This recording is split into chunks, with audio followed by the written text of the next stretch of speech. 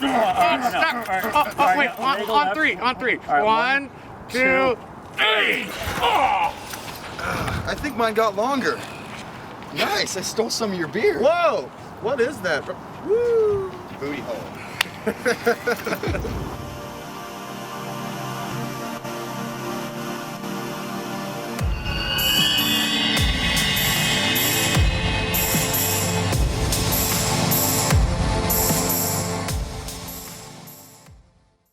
We are Simon Says Die, and you are watching Portlandas. What's up? I'm Sean from Simon Says Die. I play guitar, I do the backup vocals, programming, and I'm the lead beard. I'm Zan, I play bass guitar, and I've got the rhythm beard. I'm Josh, I'm the lead guitarist, and I have no beard. I'm T-Rav, I'm lead percussionist, and I have a baby beard. I'm Austin, lead vocals, and I have second place beard?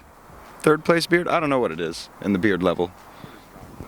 Strong second. Strong second-rate beard. I'm cool with that. I created Simon Says Die. It was actually just supposed to be a one-time gig. I was actually booking a show at Back Alley, and I thought if I'm going to book a show, I want to be part of it. So I got together with a couple of guys. Josh actually was the first one here to join the progress with me, and he came in, and he was actually going to school for music at the time, so he gave us some different pointers and really fit in really well. I don't know, how did you feel about the writing, Josh? You know, I'd never been in a band before, so I was kind of scared. And you're really intimidating too, so that doesn't help anything.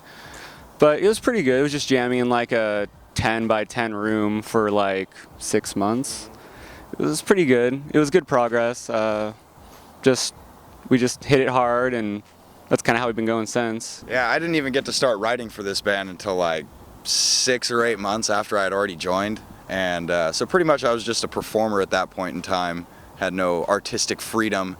But I touched Sean's face enough, and he softened up and let me start writing lyrics, and that was a nice change. I guess I just kind of want to add, as sort of the new guy, the writing process is very romantic and very secret, but it's also a really kind of organic process, a little lower.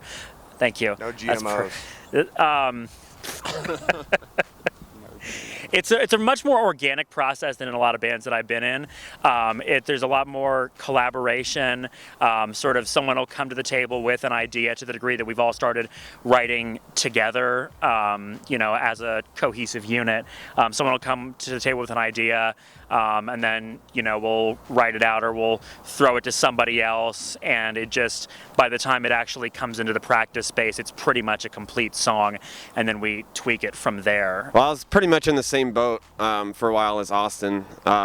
When I replaced their first drummer, I had a set to learn already for a while. And then when we started writing new songs, I think it went really well. We all had the same mindset of we all kind of write the same, but we each have our own unique thing we bring in the band. So it was really easy to write new songs just because of the same style we all like to write.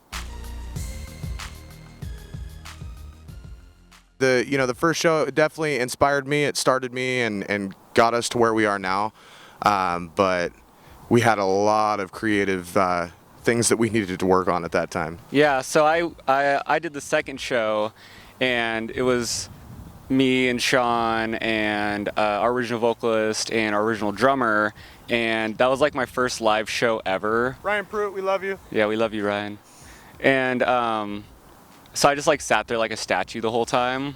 Like legitimately, I didn't move at all. So it was scary, I guess. It was really scary. My first show with these guys was kind of a debate because they were playing this battle in Portland, and we weren't sure if I would get all their material down in time. So we were talking to their last drummer and kind of seeing if he could do it as a backup plan. I ended up playing the show, but I just remember being like super nervous and like kind of paying attention to everything as far as just kind of wailing on stuff now. So it was kind of nerve-wracking, but it was fun. I had a good time. I had practiced with the band for like 2 months, guys? Yeah, it was like 2 months before my first show, and it was a Halloween show at the Hawthorne Theater for like 300 plus people, and it was the biggest crowd I've ever seen at that point in time or been a part of. And they were all asking me, "Are you nervous? Are you nervous? It's okay to be nervous." And even though I was, and I probably shit my pants a little bit, I told them no. I came out in a big Jack Skellington head. It was pretty badass, and then I threw it in the crowd and they bounced it around like a beach ball. Yeah, I got destroyed pretty hard. I threw out a little couple pretty lame poses up there on stage that I currently get made fun of for to this day. It's pretty hand on the lower back, you know, just crotch out, that kind of stuff. It was pretty excruciating. So I think improvements have been made. I actually have all those photos saved on a special folder on my computer. I think they're great. My first show with these guys was actually about 2 months ago at the most, I would say. It was funny. There was going to be for the Headbang for the Highway show was supposed to be my first show, and then we got a call that was, "Hey, do y'all want to do Battle for Warped? Like, there's been a scheduling conflict," and it was just kind of like, "All right, sure, I can learn everything." And I think probably during load-in for that show, I was like, "By the way, I haven't played a show in like 10 years," and I was like, "What? Huh?" So. It was a really good energy. It was a really good vibe, and that was definitely part of why I was like, yes, I've found the band for me. Honestly, I would have to give it to either Sean or Zan, because Sean's got a really long beard and a nice mustache, but Zan has a nice rounded chin beard, and, you know, I think a bear would be slightly intimidated by that, coming from another bearded individual. That's just my personal opinion. I would have to say probably Sean, because he's a lovey teddy bear himself, and they wouldn't really fight. They would just kind of run together and, you know, snuggle each other. See, I think if it was a physical altercation, it'd probably be Sean or Zan, because they actually like work out and like take care of their bodies. But I mean, really, if you just want to win the fight, it's like a prison scenario for me. I just want to make friends with the bear and let the bear protect me, because I'm a small guy, you know. It's the right fit. So I would win. Honestly, for me, I think it comes down to either Austin or Travis, because Austin is most likely to just smear honey on himself. He does this a lot anyway. And Travis is very wispy and nimble and can just get up in the tree where the bear can't get him. The three of us are not very fast, and we're screwed. We're screwed, absolutely. I don't know. Can bears climb trees? I know you guys can't answer, but that's a hypothetical question for you to churn in your mind. Please talk to us on social media. Let us know if you know the bears can climb trees, because this is going to be bothering me until someone answers it. So I'm going to go with a little different direction. Zan kind of touched on it. I think Travis, hands down, because, I mean, look at him. If a bear showed up, he would trip all of us and run and get out of there. There's no catching that kid. So I think it would go Travis, then Josh, because he's a little bit quicker. He might get up faster. Austin and Zan would probably get up at the same time, hug each other, and run, you know. And then I would probably lose. I would be that guy that took one for the team. Right now, I think that the most important for me would just be one of our newer songs, Serpents, because that was the first one that I really had any creative input into, in terms of, you know, being able to write my own part. And, you know, that was kind of a test for me to see, can I write in a way that works with the way that these guys play? And so that was kind of a watershed moment for me. That may very well change in the future, but that's where I'm at right now. To kind of follow up on what Zan said, Serpents is probably, in my opinion, as a band, it's one of our more important songs. It touches on some pretty deep-seated things that we've experienced as a group. For me personally, I would say Fallacy is probably the most important song that I've written for this band. It, again, a lot of emotion and deep stuff went into it, so I'd say that would be my song of choice. I'd say for me, probably definitely Far From You, because it was such a personal song for me. So it's just got like a lot of like my life in it. So that's mine. I would probably say I Ran. I think that song kind of, when we wrote it, it definitely helped put us on the map as far as bands taking these, pop songs and doing them. And just the way we kind of rewrote it and brought it all together, it's definitely a crowd favorite in my eyes. And I think that song kind of boosted us a lot. So I'm going to kind of follow the Zan and what Austin started out with. I'd say Serpents, not just because it's the newest song that we've written, but because I would say it's the most educated song on the issue that we were trying to get across. There's a lot of times that, people will act one way to your face, and then, when you're not around, they have other things to say about you. And it's really sad because it's pretty much in every music scene, and we're actually trying to help the scene get above that, because there's too many bands competing. They're not working together enough. And that's really what Serpents is about. It's about, when you're talking to someone, they may act like they support you, but what are they really saying, when you're not there? So my worst moment on stage has actually happened a couple of different times. We do a lot of choreography that requires Krabby Patties, dipping down. And I have a habit of just ripping my pants from seam to seam. And there was one time that I didn't realize that I ripped my pants. We were playing at the Branks. And granted, I felt some give in my pants, but I didn't really understand the true severity of how they were ripped. And I'm rolling my cab down, and all of a sudden I hear, ah! And there's a couple of kids looking at me, and I'm rolling, and I look down, and like my butt cheeks are just hanging out of the back of my pants. Last tour we played in Spokane, and so we got everything up, and I think we were like 2 or 3 songs deep, and I figured out there's a little pin that held half of my toms on. Well, that got like misplaced or whatever, and it wouldn't let the toms sit down on the pole it was sitting on.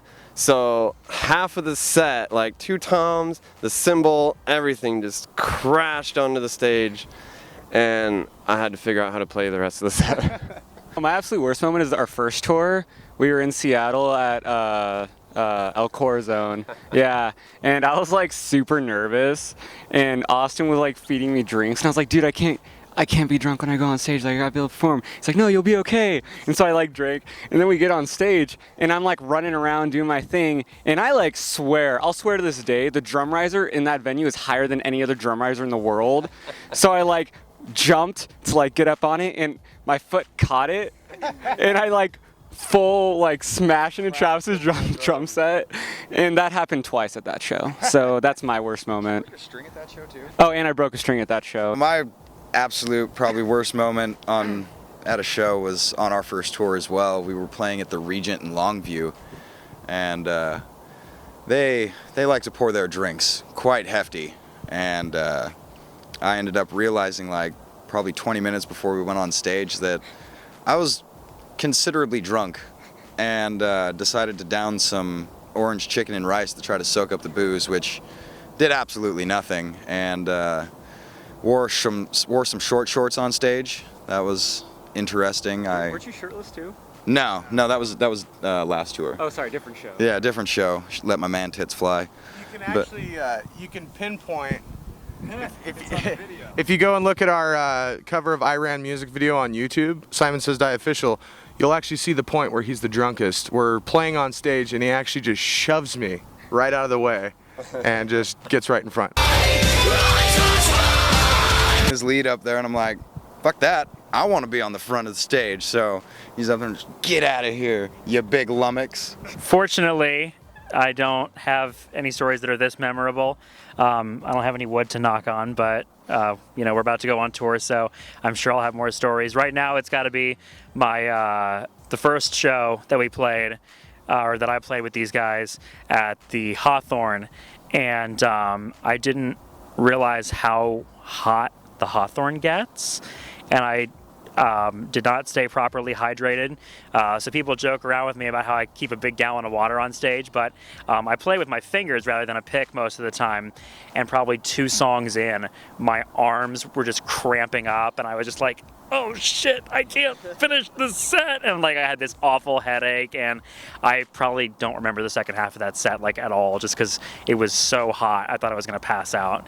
But I'm sure that on this next tour, something will happen, and like, you know, I'll spew on the drums, or like I'll catch on fire or something. If you're gonna spew into this. Right, but this is a Tom.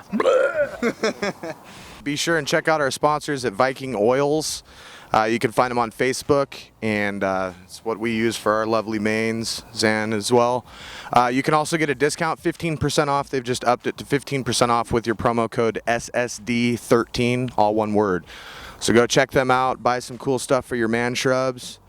Other than that, like, thank you to everyone who's ever been a part of this, Nanette, Autumn, all the ladies of Simon Says Die, and all you guys, because we're all a big family, and without this, you know, we're all loners. We're only children without this. I love children.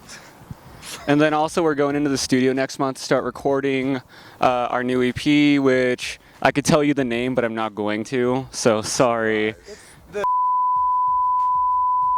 Yeah, it's just censored. And we're really excited because it's super diverse. Like, we're definitely pushing all of our boundaries to like show everybody what we can do as a band. So I'm definitely excited for that. Speaking of CDs, we've got new ones in stock now at CD Baby. You should buy them because they're great. It's wonderful music. Once again, we're Simon Says Die. You're watching Portlandas. Don't talk to strangers, and we'll see you next time. Give me that dick. All right, 1, 2, 3. Thanks for watching Portlandas.